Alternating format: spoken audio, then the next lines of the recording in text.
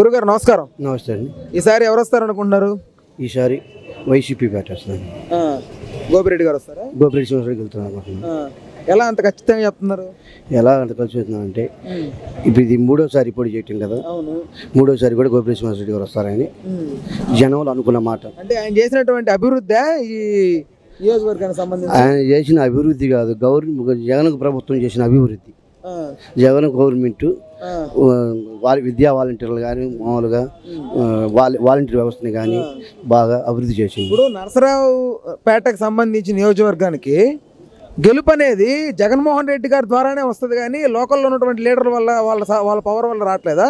Power వల్ల అంటే ఎక్కువ శాతం జనాలు కూడా ఇప్పుడు జగన్మోహన్ రెడ్డి గారు చేసిన సంక్షేమ పథకాలు ఆలోచించి జగన్ గారిని చూసి ఓటేస్తున్నారు జనం. సంక్షేమ పథకాలు ఎవరింటికి ఎంత ఉపయోగపడ్డాయి, ఎలా మన ఇంటికి ఎట్లా ఉపయోగపడ్డాడు, ఈ లోకల్ నాయకుల కంటే కూడా సచివాలయం పోతే మన పనులు అయితే లేవా, మన ఇప్పుడు ప్రస్తుతానికి ఎమ్మెల్యే దగ్గర పోవాల్సిన అవసరం లేదు. వాలంటీర్ వ్యవస్థ ద్వారా సచివాలయం దగ్గర పోతున్నాము, సచివాలయం మనం పనులు చేయించుకుంటున్నాము. ఎక్కువ శాతం జగన్ చూసి ఓట్లేస్తారు. అందుట్లో గోపిరెడ్డి సింహారెడ్డి గారు కూడా ఎక్కువ పనులు చేయించాడు, అందువల్ల గోపిరెడ్డి సింహారెడ్డి గారు వెళ్తున్నారు. సో ఈసారి ఎన్ని సీట్లు వస్తాయి అనుకుంటున్నారు? 100 నుంచి 110 దాకా వస్తుంది. 100 నుంచి 110 దాకా వస్తాయి. ఓకే, చంద్రబాబు నాయుడు గారు ప్రభుత్వం స్థాపిస్తే మేము ఇంకా అభివృద్ధి తీసుకొస్తాం అంటున్నారు ఆంధ్ర రాష్ట్రానికి, మీరేమంటారు?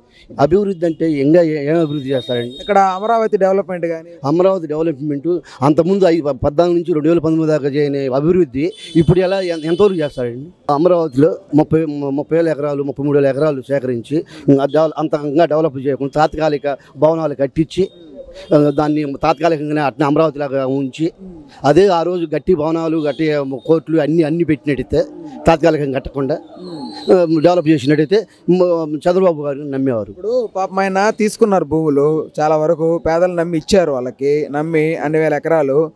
సో జగన్మోహన్ రెడ్డి గారు వాళ్ళ కడుపును కొట్టినట్టే కదా అక్కడ నుంచి రాజధాని తీసేయడం వల్ల. జగన్మోహన్ రెడ్డి గారు అక్కడ నుంచి రాజధాని తీసేయటం లేదండి.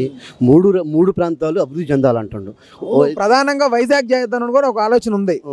వైజాగ్ చేద్దాం, పరిపాలన అను చేద్దామని కానీ దీనికి రాజధాని ఎత్తేస్తామని చెప్పలేదండి. కర్నూలు కోర్టు, వైజాగ్లో పరిపాలన, ఇక్కడ అభివృద్ధి కానీ డెవలప్ చేయటం కానీ ఇండస్ట్రీస్ తేవటం కానీ చేసి చూపిస్తానంటుండు. అందువల్ల దాన్ని ఆ రకంగా వాళ్ళు మొత్తాన్ని ఇక్కడ నుంచి తీసుకుపోయి వైజాగ్ రాజధాని పెడతారని చెప్పి వీళ్ళు చెబుతున్నారు. మామూలుగా ఆ రకంగా గులాబీ ప్రచారం చేస్తున్నారు. వాలంటీర్ వ్యవస్థ బాగలేదు అంటున్నారు చాలా వరకు ప్రజలు. పవన్ కుమార్ గారు కానీ చంద్రబాబు నాయుడు కానీ ఫస్ట్లో గవర్నమెంట్ రాగానే ఈ వాలంటీర్ వ్యవస్థ మరీ హీనంగా ఉంది, వ్యవస్థ దారుణంగా ఉంది, ఈ వాలంటీర్ వ్యవస్థను నమ్మటానికి లేదు అందరూ. ఇప్పుడు వాళ్ళ నోటితోటి ఏమంటున్నారు, వాలంటీర్ వ్యవస్థని తీసేయను, అవసరమైతే ఇప్పుడున్న 5,000 10,000 చేసి చూపిస్తాను, వాలంటీర్ వ్యవస్థ బాగా నడుతున్నది అని మీకు వాలంటీర్కి మీకు ఏ ఇబ్బంది లేదు, నాది అభయహస్తం, నాది నమ్మకం, నన్ను నమ్మండి, మీకు ఏ ఇబ్బంది లేదు, మీ పని మీరు చేసుకుని బంద్. మీరు ఆ మాటతో అంటున్నారు కదండి. ఇంకా మరి వాలంటీర్ వ్యవస్థని మళ్ళీ అప్పుడు విమర్శించిన వాళ్ళు ఇప్పుడు ఎందుకని ఈ రకంగా మాట్లాడుతున్నారు అంటే ఓటు కోసం. ఈసారి అయితే ఖచ్చితంగా జగన్మోహన్ రెడ్డి గారు వస్తారు. నా ప్రకారం జగన్ ఇది 100 నుంచి 110 దాకా వస్తాయని మాకు అవగాహన. అది ప్రభుత్వం అయితే స్థాపిస్తారు, ప్రభుత్వం స్థాపిస్తుంది. అభివృద్ధి చెందలేదు అంటున్నారు, అభివృద్ధి ఏడతం లేదు. సచివాలయాలు కొత్తగా వచ్చి సచివాలయాలు కట్టించారుగా, మళ్ళీ నాడు నేడు కింద బళ్ళు మన కార్పొరేట్ బళ్ళులాగా స్కూల్లాగా తయారు చేశారుగా. రోడ్డు పోయిపోతే అభివృద్ధి చెందనట్టేనా? ఏదైనా ఇండస్ట్రీస్ తేలేదంటున్నారు, ఇండస్ట్రీ కొంచెం తీసుకొచ్చి పెట్టాడు. మరి నాడు నేడు కింద బళ్ళు అభివృద్ధి చేశాడు స్కూళ్ళని. ఆ స్కూళ్ళు ఇప్పుడు కార్పొరేట్ స్కూల్ లాగా ఉన్నాయి కదా. అంతకుముందు మనం పిల్లలు యాడికి పోవాలన్నా ఒకటి బాత్రూమ్లు దేనికి పోవాలన్నా బయటికి పోవాలి, ఇబ్బందులు పడేవాళ్ళు. అలాంటిది మన స్కూల్లోనే బాత్రూములు లైట్లు అన్ని సౌకర్యాలు కల్పించాడు.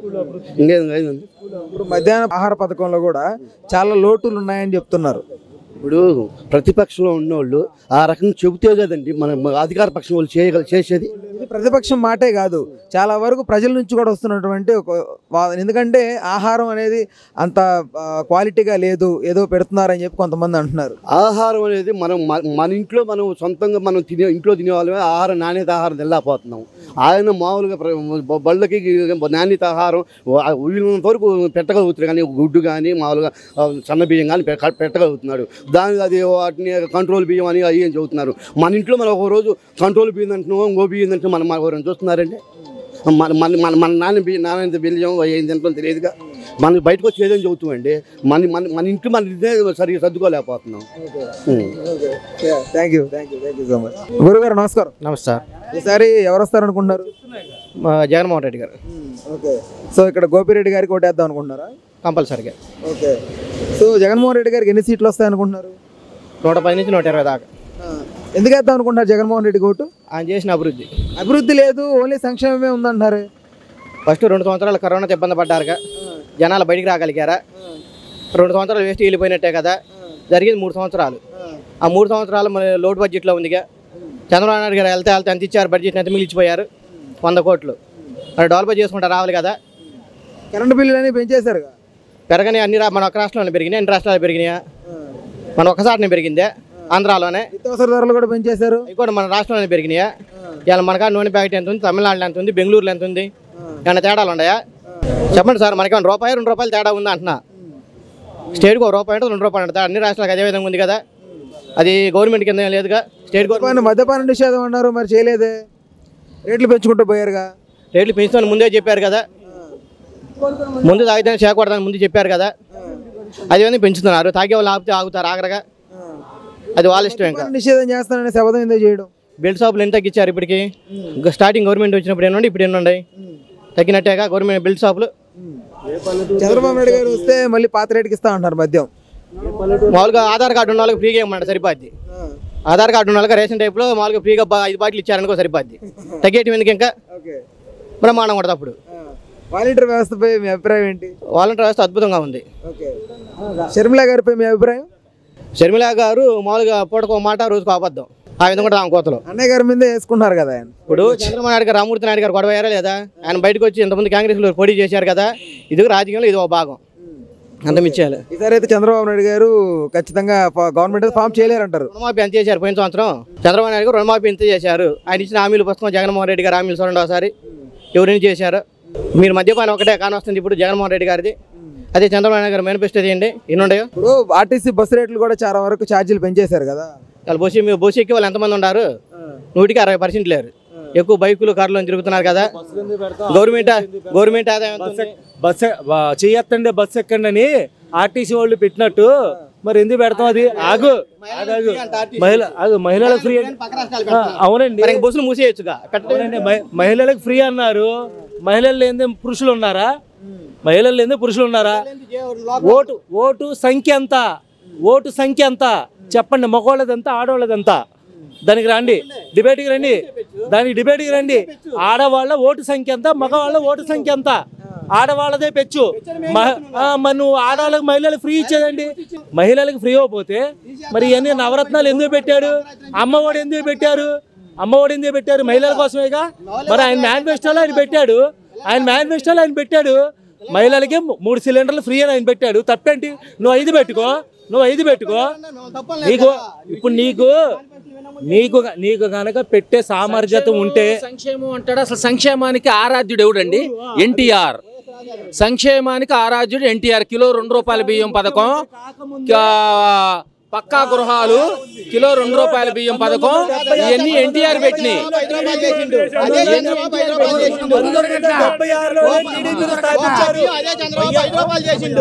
వైఎస్ఆర్ పార్టీ ఎప్పుడు స్థాపితమైంది? టీడీపీ ఎప్పుడు స్థాపితమైంది? వైఎస్ఆర్ గారు ఏ రోజు పదవిలోకి వచ్చారు? వైఎస్ఆర్ గారిని మేము విమర్శించట్లా, అర్థమైందా? వైఎస్ఆర్ గారిని విమర్శించో. సంక్షేమాన్ని ఏంటి, అభివృద్ధిని రెండింటి ఒక విధంగా చూడండి. సంక్షేమం అనుకుంటే అభివృద్ధి చూపించు నువ్వు.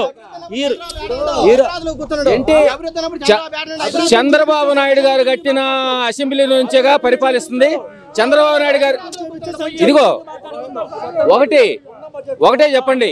నువ్వు 3 రాజధానులు అన్నావు, బాగానే ఉంది. 3 రాజధానులు అన్నావు, ఓకే అండి. 3 రాజధానులు అన్నావు, బాగానే ఉంది. విశాఖపట్నంలో ఏమన్నా ప్రభుత్వ పరిపాలనా భవనాలు ఏమన్నా ఒక్క భవనం కట్టావా? కర్నూలులో హైకోర్టు అన్నావు, ఏమన్నా ఒకటి కట్టావా? ఈ రోజు కూడా నువ్వు పరిపాలిస్తుంది చంద్రబాబు నాయుడు. 5 సంవత్సరాలు అమరావతిలో ఒక పర్మనెంట్ భవనం కట్టారు. 5 సంవత్సరాలు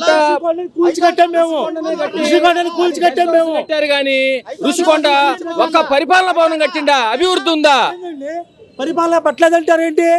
ఇక్కడే లెజిస్లేటివ్ అసెంబ్లీ ఎక్కడ అనుకుంటున్నారు మీరు? తెలుసా మీకు?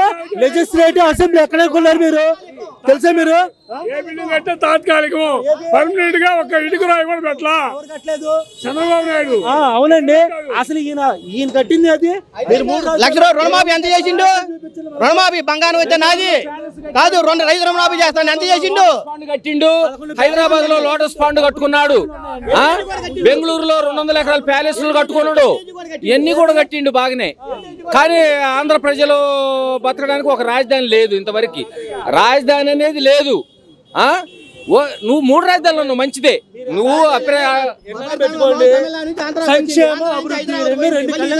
నువ్వేగా నువ్వు ఏమి చేస్తున్నావు? 30,000 ఎకరాలు కావాలన్నావు. నువ్వు మనిషివి కాదా? నువ్వు ప్రతిపక్ష నాయకుడుగా అన్నావా లేదా అసెంబ్లీలో? 3 కోట్ల మంది ప్రజలు సాక్ష్యమా కాదా? పరిపాలన ఇది ఒక రాష్ట్రం, ఇది అసెంబ్లీ సాక్షిగా ఎన్ని వేల ఎకరాలు కావాలని జగన్మోహన్ రెడ్డి గారు ఆ రోజు అసెంబ్లీలో ప్రశ్నించారు. కావాలని చెప్పారు. దొంగలు ఎంతమంది ఉన్నారు? లిస్ట్ వచ్చింది బయటకు. ఆన్సైడ్ పూలు ఎంతమంది కొన్నారు దొంగసాటుగా? బయట పెట్టండి. మీ ప్రభుత్వం ఉంది, బయట పెట్టండి. ఇక్కడ ఎవరు ఏ ప్రభుత్వానికి తొత్తందారులు కాదు. Inner ring road skill camp development మొత్తం అతనే బయటికి. స్కిల్ డెవలప్మెంట్ లో అన్నారు, లోపల పెట్టారు. ఏమన్నా చూపించగలిగారా? చూపించండి ఆధారాలతో. లోపలే ఉన్నారు 53 రోజులు. చూపించండి మీరు ఆధారాలు తీసుకొచ్చి. అవునండి, నిజాన్ని నిరూపించగలిగారా? కోర్టుకు కావాల్సిందేంటి? ఇవ్వండి. 27 సంవత్సరాలు అయింది, రిజల్ట్ వచ్చింది.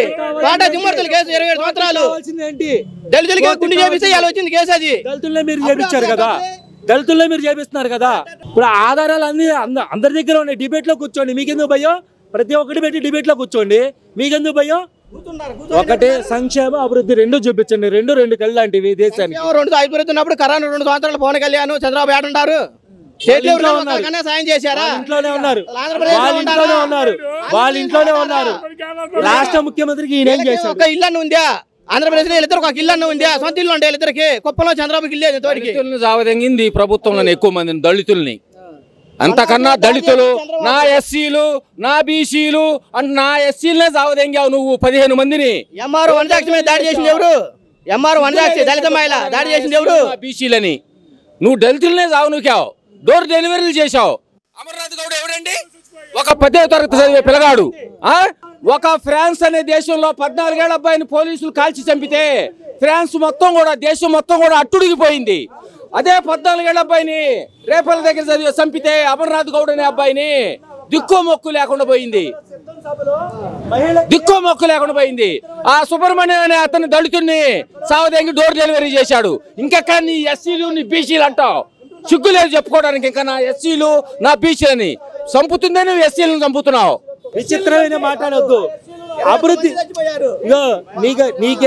నీకేదో జరిగింది. కడుపు మంట చల్లగా తట్టుకోలేక నిన్న రాయైతే కారణం, నేను కడుపు మంట తట్టుకోలేకనే ఆ జనాన్ని చూసి ఓరవలేక మీరు రాలేదు పోయినట్టారు.